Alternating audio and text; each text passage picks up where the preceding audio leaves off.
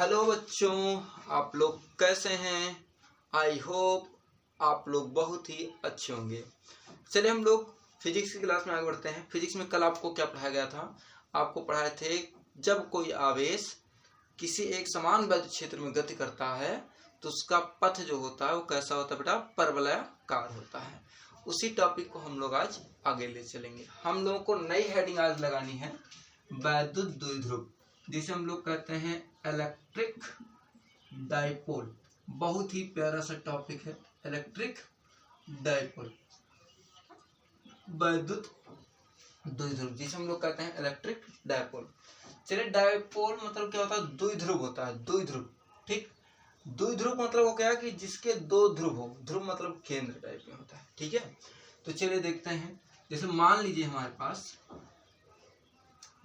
पास कोई एक आवेश है प्लस क्यू और एक आवेश क्या है? Minus Q. कोई दो आवेश हैं, एक है प्लस क्यू, एक क्या है? Minus Q. एक आवेश यहाँ है, एक आवेश यहाँ है, और हम मान ले रहे हैं कि इनके बीच की जो दूरी है वो क्या है? 12 है। और मान ले, अभी 12 बताएंगे आगे क्यों माने हैं। और ये भी मान ले रहे हैं कि ये इतना छोटी है, मतलब ये अल्पतम दूरी पर है। अल्प माने होता है कम, और तम मतलब होता है कि सबसे कम, सबसे कम। ठीक, अब देखो इसमें क्या स्पेशलिटी है, थोड़ा ध्यान से देखो मेरे भाई, फिर बताओ हमको इसमें क्या क्या विशेषताएं आपको मेरे भाई नजर आ रही है, ये बताओ। ठीक, क्या क्या विशेषताएं नजर आ रही है बताइए। इसमें आप इसमें देखोगे कि देखो ये प्लस क्यू है, ये माइनस क्यू है। अगर हम लोग साइन हटा देते, मान लो भी साइन हटा देते, यहाँ भी देखते क्यू होता, यहाँ भी देखते क्या होता? क्यू। मतलब परिमाण बराबर है, परिमाण बराबर है, लेकिन एक प्लस चार्ज है और दूसरा क्या है? माइनस। तो परिमाण तो बराबर है, ये तो हमको पता लग गया। और विपरीत है भाई, विपरीत प्रकृति के हैं। एक तो परिमाण इन लोगों को बराबर है, दूसरा क्या है? विपरीत। तो पहला ये हो गया कि इनके जो परिमाण क्या है? परिमाण क्या है? बराबर है, बराबर है। और दूसरा क्या है? इनकी प्रकृति जो है वो क्या है? विपरीत है। ठीक, दो चीज पता लगे। एक तो इनके भी देखो प्लस माइनस हटा देते तो यहाँ भी क्यों होता, यहाँ भी क्यों होता, तो परिमाण तो बराबर ही होता मेरे भाई। लेकिन एक प्लस है एक माइनस है, इसका मतलब परिमाण तो बराबर है, लेकिन इनके प्रकृति क्या है? नेचर इनका क्या है भाई? अपोजिट है, विपरीत है। ठीक, और तीसरी बात क्या है? दूसरी तो हो गई, तीसरी बात क्या है भाई? तीसरी बात यह है, बताया थी ये दोनों मान ले रहे हैं इतने कम दूरी पर रखें, इतने कम दूरी पर रखें कि 0.0001 एंगस्ट्रॉम की दूरी पर, या 1 एंगस्ट्रॉम की, मतलब अत्यंत सूक्ष्म, जिसे हम लोग कह सकते हैं अल्पतम दूरी पर रखें। अल्पतम दूरी पर जब ये तीनों शर्त पूरी हो रही हो तो हम लोग उस चीज को क्या कहते हैं? इलेक्ट्रिक डाइपोल कहते हैं। इलेक्ट्रिक क्या कहते हैं? डाइपोल, जिसे हम लोग कहते हैं वैद्युत द्विध्रुव, जिसे हम लोग क्या कहते हैं? वैद्युत द्विध्रुव। अब अगर कोई ये पूछ ले कि बेटा वैद्युत द्विध्रुव किसे कहते हैं, तो वैद्युत द्विध्रुव होने के लिए ये तीन शर्तें पूरी होनी चाहिए। पहली बात तो क्या होना चाहिए? परिमाण बराबर हो, और दूसरा क्या? उनका नेचर जो होना चाहिए वो क्या होना चाहिए? विपरीत होना चाहिए। तीसरी क्या है भाई? तीसरा ये है कि उनके बीच की जो दूरी होनी चाहिए वो अल्पतम होनी चाहिए। अल्प माने जानता है ना, कम होता है, तम माने बहुत ही ज्यादा कम होता है। ठीक है, तो उनके बीच की जो दूरी होनी चाहिए वो क्या होनी चाहिए? अल्पतम होनी चाहिए। ठीक है, पहले क्या? परिमाण बराबर हो, उनकी प्रकृति क्या हो? विपरीत होनी चाहिए, और वे एक दूसरे से अल्पतम दूरी पर क्या होते हैं? स्थित होते हैं। वो एक दूसरे से अल्पतम दूरी पर क्या होते हैं भाई? स्थित होते हैं। चलिए देखते हैं इसके आगे, बहुत प्यारा सा टॉपिक है। तो इसकी डिफिनेशन कैसे बना सकते हैं भाई? डिफिनेशन कैसे बना सकते हैं? जब दो बराबर, ऐसे कह सकते हैं, जब दो बराबर किंतु विपरीत प्रकृति के आवेश एक दूसरे से अल्पतम दूरी पर स्थित होते हैं तब वह निकाय क्या कहलाता है? वैद्युत द्विध्रुव कहलाता है। थोड़ा सा उल्टा हो गया ना, मतलब वह निकाय जिसमें दो बराबर किंतु विपरीत प्रकृति के आवेश एक दूसरे से अल्पतम दूरी पर रखे होते हैं क्या कहलाता है? वैद्युत द्विध्रुव कहलाता है। जैसे अगर कह दिया जाए ठीक कि क्या +5 कूलम -6 कूलम और मान ले रहे हैं कि इनके बीच की दूरी पे है कितना 5 एंगस्ट्रॉम, तो बताओ क्या ये वैद्युत द्विध्रुव है? बताओ भाई। देखो इसमें भी प्लस और माइनस है, उसमें हमने 2L लिया था, इसमें 5 एंगस्ट्रॉम ले लिया। बताओ ये वैद्युत द्विध्रुव है? नहीं, ये वैद्युत द्विध्रुव नहीं, क्योंकि ये बराबर नहीं। एक 5 है, एक 6 ज्यादा हो रहा है ना। अगर हम 5 को 6 कर दें या 6 को क्या कर दें 5 कर, हाँ तब बराबर हो सकता है। लेकिन अगर यही कर देंगे क्या बराबर है? बराबर तो है ये सभी, लेकिन विपरीत नहीं है, तब भी ये वैद्युत द्विध्रुव नहीं होगा। तो कभी कभी ऐसे भी क्वेश्चन आते हैं छोटे एग्जाम में, ठीक है। इलेक्ट्रिक डायपोल बात समझाए किसे कहते हैं? वह निकाय, इसकी डिफिनेशन हम लोग कैसे लिख सकते हैं? वह निकाय जिसमें क्या दो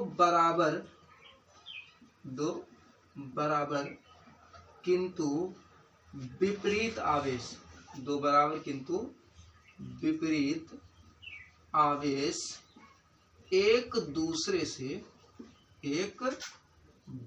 से अल्पतम दूरी पर रखे होते हैं, क्या कहलाते हैं? वैद्युत द्विध्रुव कहलाते हैं। वैद्युत द्विध्रुव कहलाते हैं। बात समझे? वैद्युत द्विध्रुव कहलाते हैं, ये डिफिनेशन है। वह निकाय जिसमें दो बराबर किंतु विपरीत प्रकार के बिंदु आवेश एक दूसरे से अल्पतम दूरी पर रखे होते हैं क्या कहलाते हैं? वैद्युत द्विध्रुव कहलाते हैं। ठीक, वैद्युत द्विध्रुव कहलाते हैं। चलिए इसके एग्जाम्पल कौन कौन से होते हैं हम इसको देख लेते हैं भाई। इसके एग्जाम्पल देखिए, कोई भी अणु जो होता है वो वैद्युत द्विध्रुव जन्मजात से वैद्युत द्विध्रुव नहीं होता है, ठीक है। तो बनता कब है मेरे भाई? बनता तब है जब हम उसे किसी बाह्य वैद्युत क्षेत्र में रखते हैं। वो बनता कब है? जब हम उसे किसी बाह्य वैद्युत क्षेत्र में रखते हैं। चलिए इसके एग्जाम्पल कौन कौन से होते हैं? जैसे HC, पहला एग्जाम्पल हम लोग लेते हैं HCl। HCl में क्या ख्याल है भाई? HCl में शुरुआत में जब कोई वैद्युत क्षेत्र नहीं होता तो इसके प्लस और माइनस दोनों के केंद्र क्या होते हैं? समपाती होते हैं मेरे भाई। दोनों के केंद्र क्या होते हैं? समपाती। समपाती होने का मतलब क्या है मेरे भाई? समपाती होने का मतलब ये है कि दोनों का केंद्र एक ही होता है, ठीक है। दोनों के केंद्र क्या होते हैं मेरे भाई? समपाती होते हैं। लेकिन जब हम ये तब है, याद रखना, ये तब है जब E = क्या होता है? 0। जब बाह्य वैद्युत क्षेत्र क्या होता है? 0 होता है। लेकिन जब हम रखते हैं इसे किसी बाह्य वैद्युत क्षेत्र में अर्थात E ≠ 0, तो आप देखेंगे कि प्लस सिरा एक और माइनस सिरा एक और, मतलब एक और H+ एक और Cl-, ये दोनों क्या होता है? डिस्प्लेस्ड हो जाते हैं, थोड़ा सा विस्थापित हो जाते हैं, एकदम एंगस्ट्रॉम दूरी में या नैनोमीटर की दूरी में विस्थापित हो जाते हैं। अब देखो दो, इसमें +1 इलेक्ट्रॉन है, +1 है कूलम है, 1 कूलम नहीं, +1.6 × 10⁻19 कूलम है। यहाँ पे -1.6 × 10⁻19 कूलम है। दोनों बराबर किंतु क्या है? विपरीत है और अल्पतम दूरी पर है। अब ये वैद्युत द्विध्रुव है, ये वैद्युत द्विध्रुव है, लेकिन ये वैद्युत द्विध्रुव नहीं। बात समझा? वैद्युत द्विध्रुव कब बनते हैं?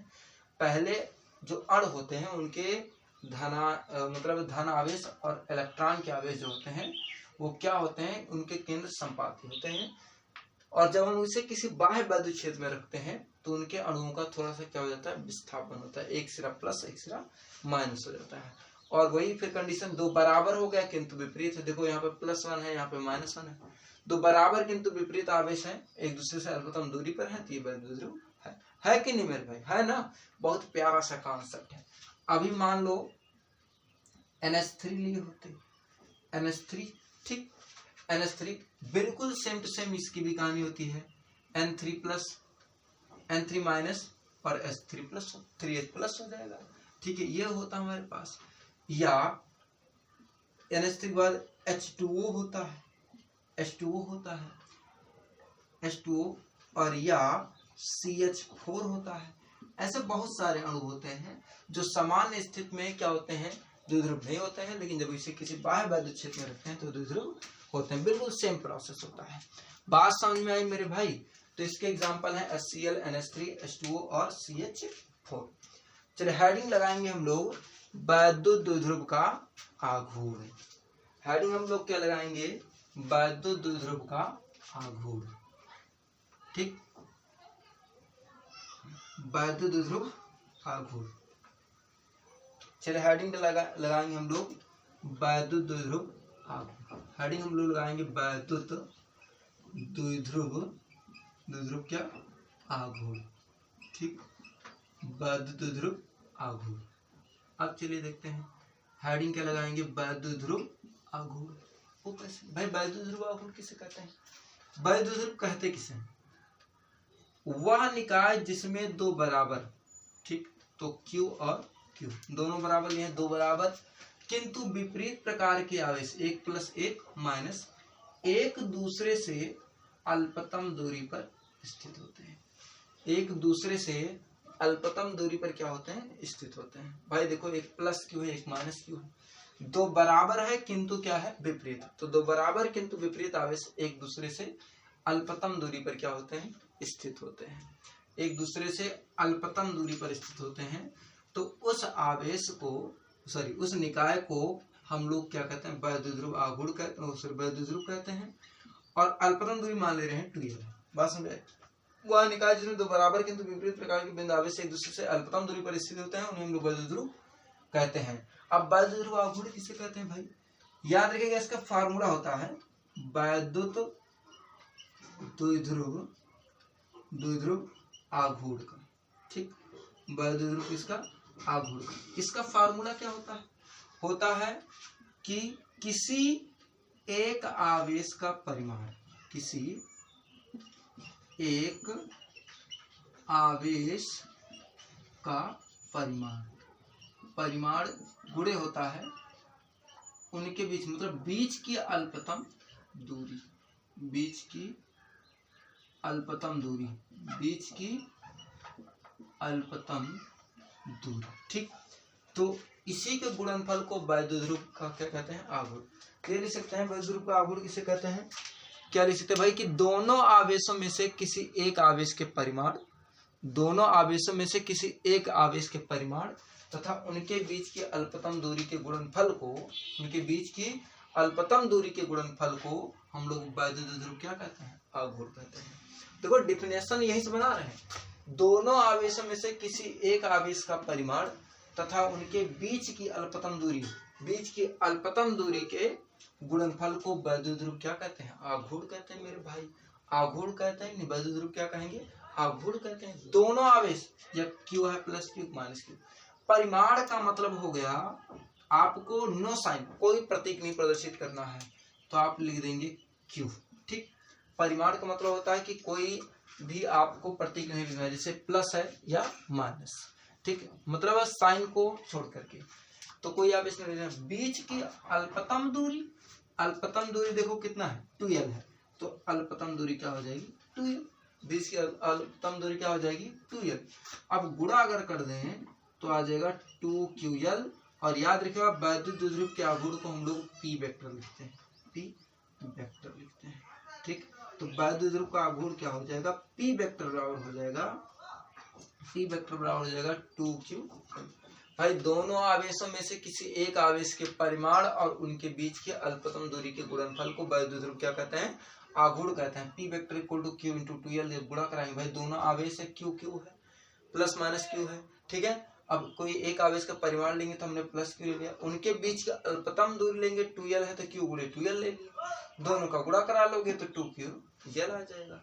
तो वैद्युत ध्रुव आघूर्ण आ गया, P वेक्टर बराबर आ जाएगा हमारे पास 2QL। ये चीज आ गई, 2QL हो गया। अब हम इसके आगे कैसे लिख सकते हैं? अब देखो इसमें वेक्टर लगाए हैं, तो ये याद रखना कि P वेक्टर मतलब यह एक कैसी राशि है, सदिश राशि।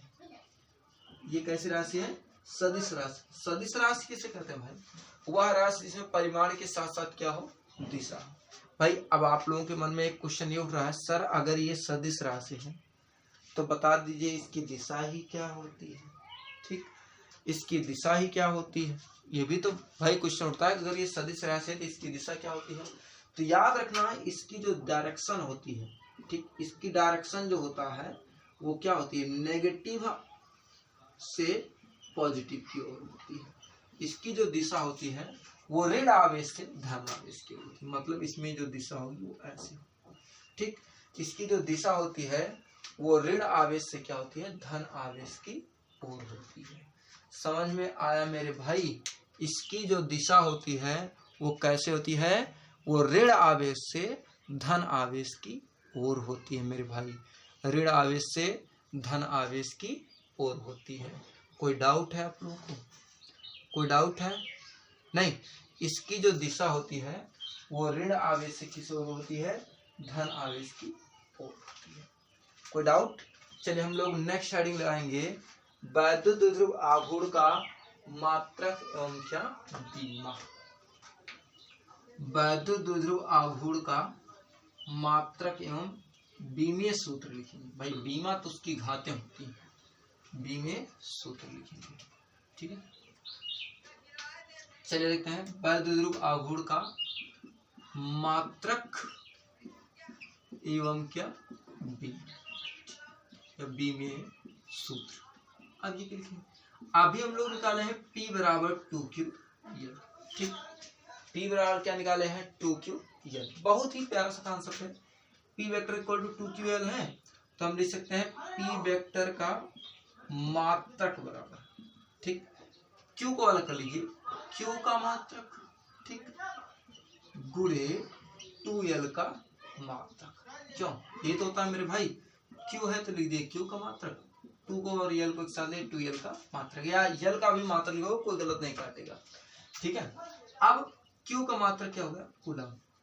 2L लंबाई है, लंबाई है, लंबाई का मात्रक मीटर, 2 का कोई मात्रक नहीं होता भाई, ये आपका क्या है, वेरिएबल है, अचर का कोई मात्रक नहीं होता, ठीक है। कूलाम मीटर हो गया इसका मात्रक, Q का मात्रक कूलाम, L का मात्रक मीटर, तो कूलाम मीटर। अगर हम लोग इसकी बीमीय सूत्र निकालते तो P वेक्टर का बीमीय सूत्र तो कैसे निकलता भाई, कूलाम की बीमा क्या होती है, AT होती है, और लंबाई की बीमा L होती है, AT, और ये हो गया आपकी L, गुणा कराते तो यहाँ पे आ जाता है LAT। क्यों मेरे भाई, यही तो होता है LAT, ठीक। तो इसका बीमीय सूत्र जो होता है वो LAT होता है, इसका जो बीमीय सूत्र होता है मेरे भाई LAT। समझ में आया, कोई डाउट तो नहीं है किसी को, आगे बढ़ा जाए, ठीक है बेटा। चलो आगे बढ़ते हैं हम लोग फिर।